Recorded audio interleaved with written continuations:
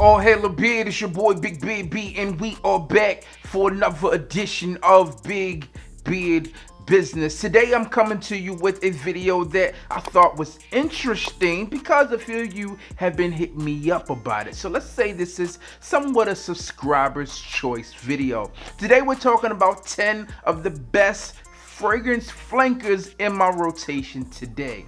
And we're talking about in my rotation today because, well, things are likely to change. I would love to know, what are your top flankers that you are wearing right now? What's your must-haves when it comes down to flankers? I know the House of Mugler gets a lot of play, and I think it's well deserved. However, these are the 10 that I'm rocking right now. As you know, there are many fragrances coming out every year, and a lot of those fragrance releases happen to be flankers. And if you're not familiar with the flanker is, it's essentially a remix, all right? It's a recreation of a fragrance that is already released. Sometimes you get new notes, sometimes you get tweaks of notes or higher concentration. So that's how you kind of reference a flanker in layman's terms. So without any further ado, let's go ahead and hop into this list and talk about some of the best flankers in my collection today. First up on our list today comes from the House of DIOR, and this one is DIOR SAUVAGE ELIXIR. Now, the ELIXIR version happened to be released in 2021, and in my personal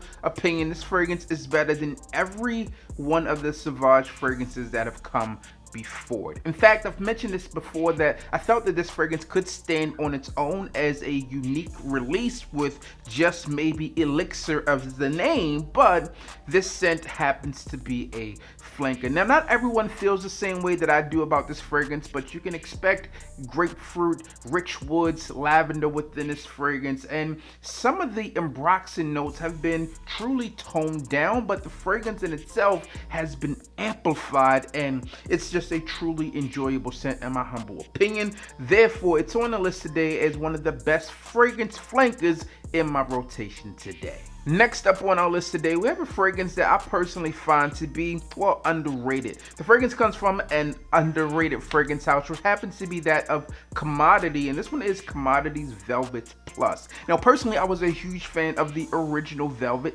but Velvet Plus just takes everything that I loved and enjoyed about the original and just amplified it much more. This one is much more bold. You get amber, you get rose petals within this fragrance, and it's truly a scent that will work in that cooler weather. This is just a warm fragrance. It's inviting, it's sexy, it's sensual, and it's also bold and in your face without being overly aggressive. So be sure to check this fragrance out. I have a link listed down below for you. This is also part of their scent space collection. Plus, obviously bold, you also have a minus, and then you have the original in itself. So be sure to check this one out, Commodity Velvet Plus. The next fragrance I want to talk about today is one that falls in that category of being completely different than the original. This one was made with all new notes from my understanding, and based upon the timeline of this company, it's probably due for a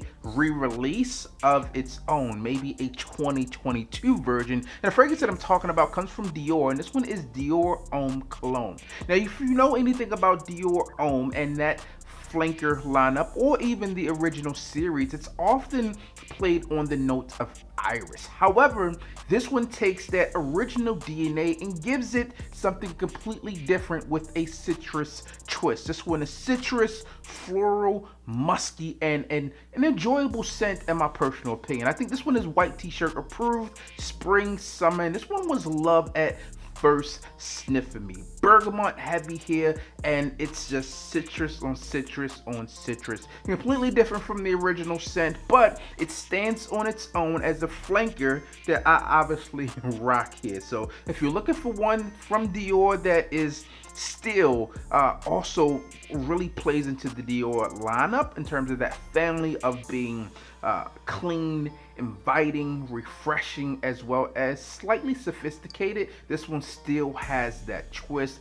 DIOR Homme Cologne, and I think this one came out in 2013. Now, this next one is not the most popular opinion out there, but it is to me, and which is why it's in my rotation. I've talked about it a lot. This fragrance comes from the House of Chanel, and this one is Bleu de Chanel PARFUM. Yes, the PARFUM version. Many people out there, when they talk about this fragrance, they go to the EDP or the Eau de Parfum, and I respect it. But for what this fragrance offers to me, it's still clean, it still is sophisticated, and it also still has a bit of warmth to it. And I personally find that this fragrance performs better on my skin than the previous 2 iterations. Now, I would like to see Chanel come out with an elixir version. Obviously, we got DIOR SAUVAGE elixir, right? We got the new PACO RABANNE elixir, and then I was obviously would like to see the elixir version of this to see kind of what they bring to the table. It's still a phenomenal scent, and if you're looking for a fragrance from Chanel and you want that Bleu de Chanel type of DNA, I still always recommend the Parfum concentration first. But again, feel free to do what you like. That's just the way that I go about things. So, Bleu de Chanel Parfum. Now, the next fragrance I want to talk about brings us to our midway point on today's list, and I find that, in my opinion, this fragrance is underrated. I haven't heard it talked about as much, but it's one that I've really enjoyed since having it within the collection.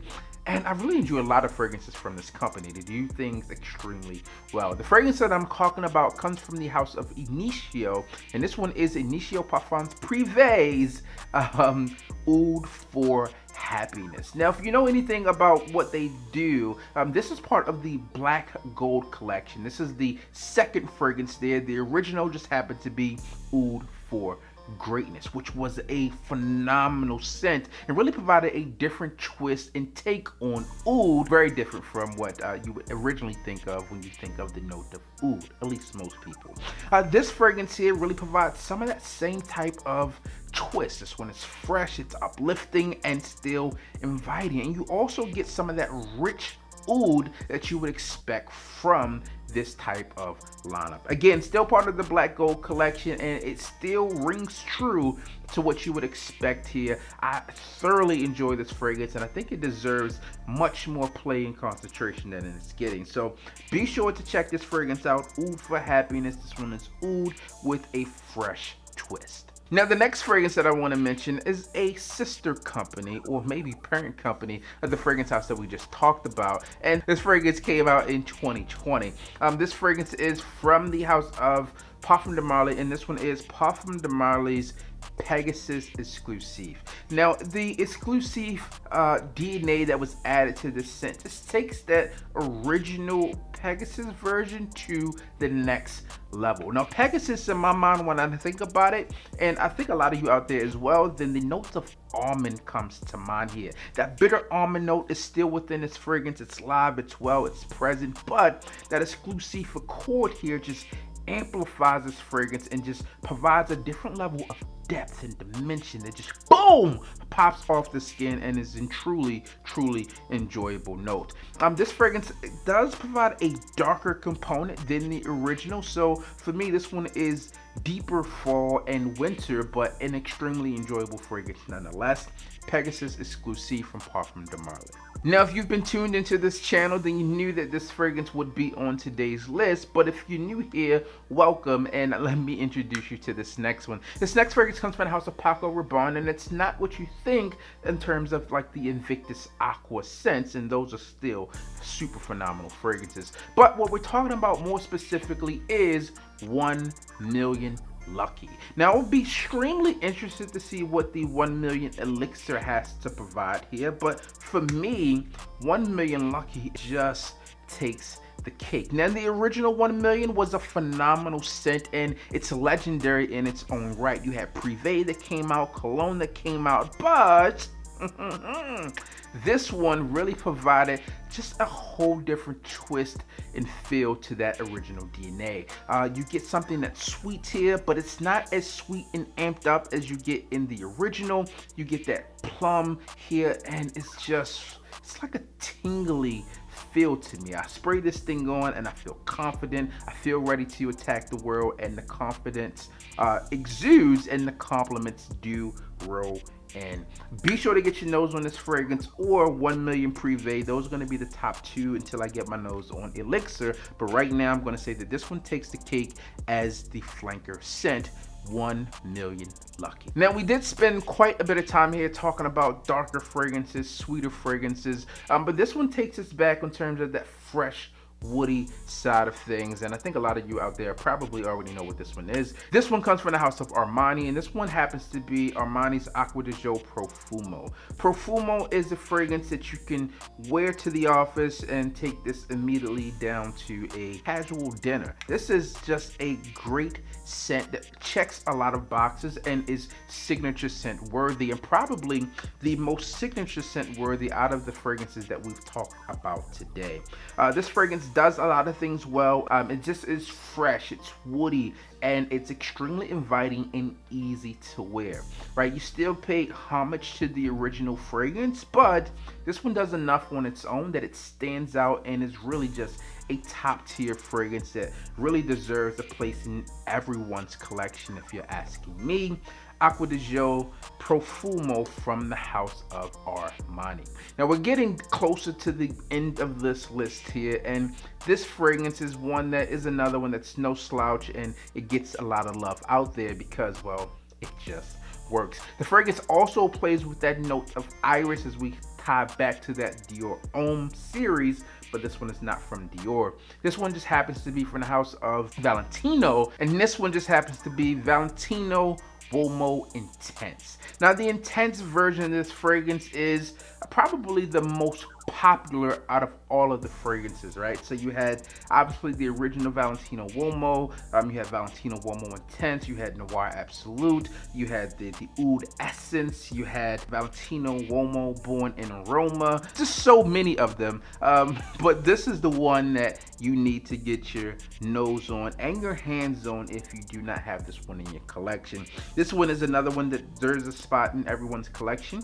but for a very different reason. I wouldn't say that this one is a year-round signature fragrance, but it just provides enough of uniqueness in terms of what's out there on the market today, in terms of compliment factor, in terms of wearability, in terms of projection and longevity, that for those reasons I think it solidifies a space within the collection. Phenomenal scent, Valentino UOMO Intense. I also really do enjoy Valentino UOMO Aqua, which plays on the notes of tomato, etc. But this one is going to be the one that you need if you are looking for just one. And finally, the last fragrance I want to talk about today is one that you knew was going to be on this list. This one comes from Viktor and Rolf, and this one is Viktor and Rolf Spice Bomb Extreme. Like the other fragrances that we talked about today, there were flankers after this fragrance that just didn't meet the level of sophistication, quality, not as well received as this fragrance or the others that we're talking about today.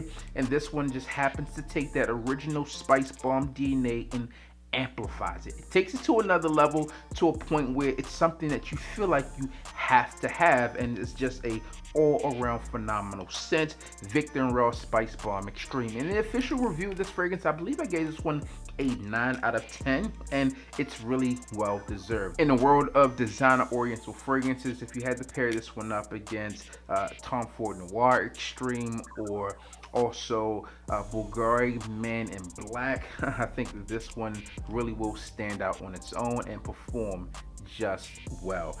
Phenomenal fragrance, gets the job done, and you know, sexy, sensual, that's what you get here, and obviously spicy, that triple S factor. Those are 10 flankers that are heavy within my rotation today, and again, that is today. That could change next week, next month, as new fragrances come out. That's all I have for you guys and girls out there today. As always, I'm your boy Big Beard B. Don't hit the like, comment, and subscribe. Tell a friend to tell a friend that we are back again, and you already know what I need you to do. Just hit the goddamn bell.